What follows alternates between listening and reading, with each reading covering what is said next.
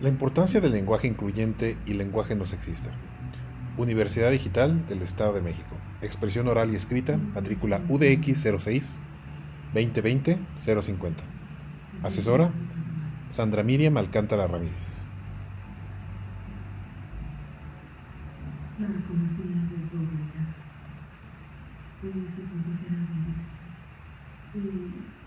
En el uso del lenguaje incluyente, adicional al uso no sexista del lenguaje, debe abarcar toda la diversidad, como son las identidades, las discapacidades, el origen étnico, las dogmas de fe, niveles socioeconómicos, convicciones políticas.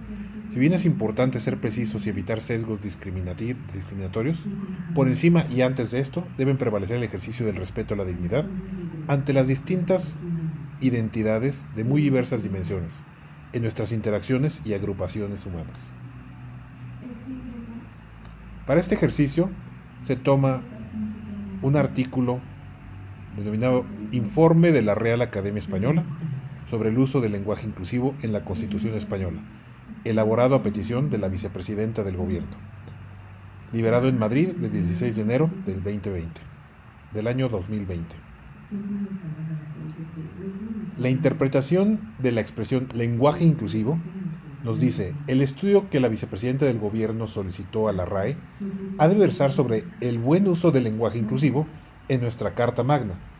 Es imprescindible aclarar que la expresión lenguaje inclusivo admite al menos dos interpretaciones. Se entiende a veces por lenguaje inclusivo aquel en el que las referencias expresas a las mujeres se llevan a cabo únicamente a través de palabras de género femenino, como sucede en los grupos nominales coordinados con sustantivos de uno y otro género. Desde este punto de vista, sería inclusiva la expresión los españoles y las españolas, y no lo sería en cambio la expresión los españoles, aun cuando el contexto dejará suficientemente claro que abarca también la referencia a las mujeres españolas. También se considera inclusiva que esta misma interpretación del término, la estrategia de emplear sustantivos colectivos de persona, sean femeninos, la población española, sean masculinos, el pueblo español, así como la de usar términos nominales que abarquen en su designación a los dos sexos, como en toda persona española en lugar de todo español.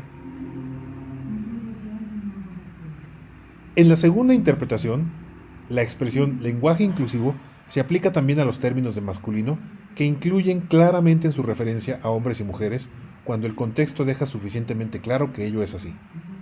De acuerdo con la conciencia lingüística de los hispanohablantes y con la estructura gramatical y léxica de las lenguas románicas, es lo que sucede, por ejemplo, en expresiones como el nivel de vida de los españoles o todos los españoles son iguales ante la ley.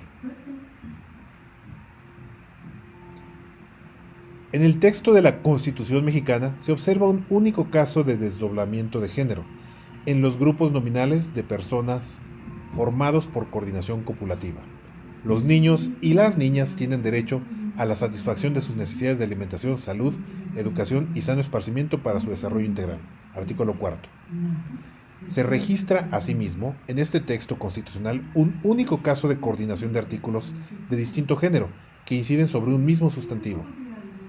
En ningún caso las prácticas comunitarias podrán limitar los derechos políticos y electorales de los y las ciudadanas en la elección de sus autoridades municipales. Artículo 2.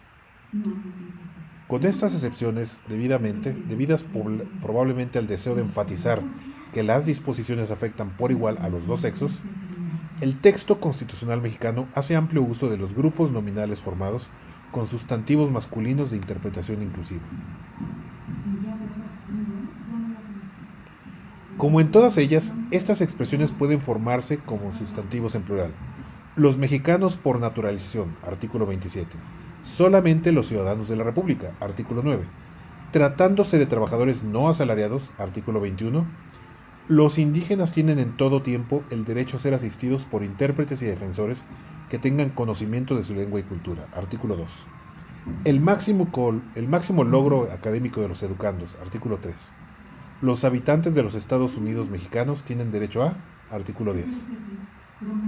Los derechos constitucionales de los trabajadores de la educación, artículo 3. Los particulares podrán impartir educación en todos sus tipos y modalidades, artículo 3.